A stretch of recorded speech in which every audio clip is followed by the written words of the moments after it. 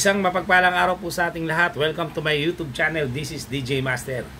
Isang mainit-init po na balita sa larangan ng boxing po mga ka-DJ. Ayon sa Yahoo Sports, Yahoo Sports, ang mega fight na supposed to be ay magaganap sa September 13. Yung laban ng Canelo Alvarez versus Terence Crawford ay hindi na po matutuloy mga ka-DJ. Yun po ang ating nasagap na balita po. Ito, basahin ko po sa inyo mga ka-DJ. Sabi rito sa Yahoo Sports, however, the much anticipated showdown between Terence Crawford and Canelo Alvarez that was to take place in September at Las Vegas Allegiant Stadium organized by Riyadh Season was cancelled by Al Sheikh and Saudi Arabia's General Entertainment Authority 48 hours after the agreement. Yun po, kasi po ayon sa nakuha nating impormasyon, nagdidemand po si Canelo Alvarez na $150 million. Magkano ba yun? Pag kinonvert natin yung $150 million, i-convert nga natin mga ka-DJ kung magkano ba yung $150 million sa peso. Ano natin mga ka-DJ 100, ano ba yun? 150. Bakit ayaw? Hindi kaya. 150, ano ba yan? 150 million. Yan, $150 million times, palagi mo lang sa 55 na lang, ay tumataginting na 8,200,000,000. Ano ba to? Hindi na tayo magbasa nito billion siguro to mga ka-DJ, no? 8.2 billion. Grabe po. Hindi po kinaya ng promoter nito na si Al Sheikh. Hindi po kinaya kasi sa totoo lang may mga pagkakataon na hindi na ganun kapatok sa mga manonood si Canelo Alvarez dahil may mga pay-per-view na dati niyang mga laban na hindi naman kumikita ng malaki, no? Kasi itong in a super middleweight bout that never was, one could feel for Benavidez. Supposed to be kasi ang naghahamon dito kay Canelo Alvarez matagal na si Benavidez for having wished to land a fight with Canelo.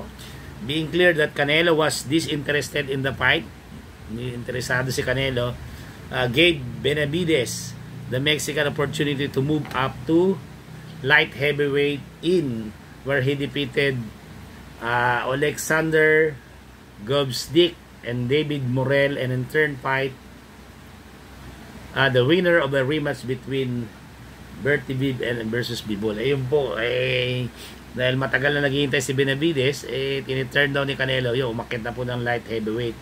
Lumaban naman din dati si Canelo Alvarez sa light heavyweight, kaya tinalo nga siya ni Dimitri Bivol. Sabi dito, but that fight isn't happening for Benavidez anytime soon after Bivol decided to vacate. Ayun, hindi na binakate na rin ni Bivol yung title to pursue a trilogy fight with Bertie Bib. Kasi ang in-expect sana, baka pwede maglaban si Benavidez at Bivol, at turn down din ni Bivol at para matuloy yung laban niya, yung trilogy fight with Bitter Bib rather than face Benavidez. Mukhang iniiwasan talaga to si Benavidez. Malakas kasi, no? May power talaga, at saka yung volume of punches niya relentless din.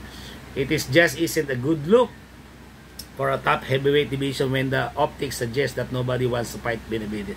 Inaayawan talaga. Yun po mga ka-DJ, sayang. Siguro, itong supposed to be na laban ni Alvarez kay Crawford, syempre, ang kapitayo mga ka-DJ, medyo malamig kasi. Ang malaking kawalan dito po ay kay Crawford kasi hindi pa siya nakakatikim ng ganitong mega fight na kikita siya ng malaki.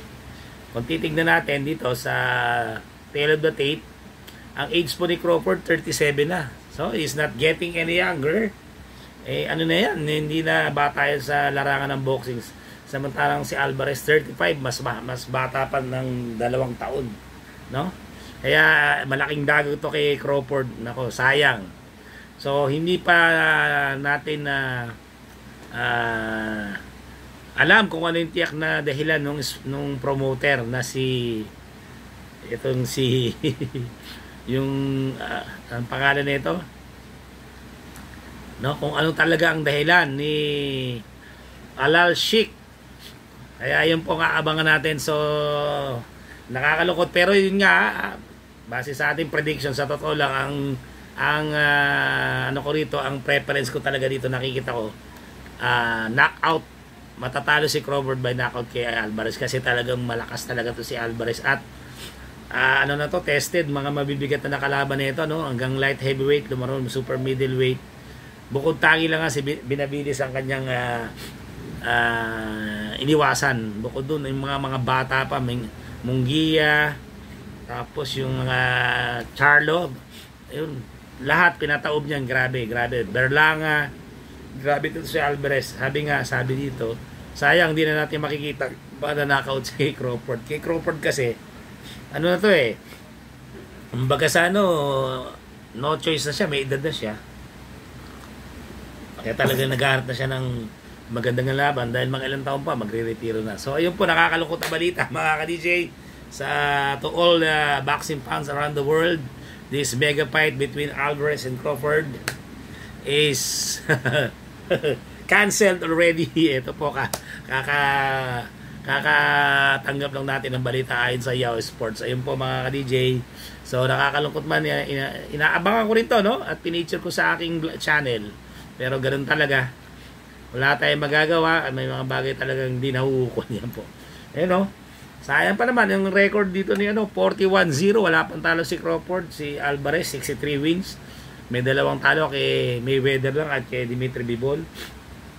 Ang chaos ni Alvarez 39, si 31, no? Ang height even 5'8", reach lamang si Crawford ng 3 inches, 74-71. So yun po mga ka-DJ, sana po ay naihatid ko sa inyo itong mainit na balita sa larangan ng boxing. So ulitin ko po, ang bakbakang Alvarez at Crawford ay hindi na po matutuloy ayon sa ating nakalap na impormasyon dahil masyadong mataas ang demand ni Canelo Alvarez. Humingi siya ng 150 million at nagdalawang isip siguro tong promoter, baka hindi pa kumita. At kay Benavides naman, kung gusto rin matuloy, humihingi ng $200 million. Grabe. Laban ni Pacquiao nga 10 million lang yun, yung kay Mari Barrios saka nadagdagan lang ng pay-per-view. So ayun po mga kadidi, sana po ay nagusto yung aking binahagi sa episode ito. Abangan nyo pa yung mga susunod ko pa mga vlogs. Huwag kayong mag-alala. Ihahatid ko po sa inyo yung mga mainit na balita sa larangan ng boxing. Pansamantala nagpapala po si DJ Master, nagsasabing laban lang. God bless you all. See you on my next vlog. Bye.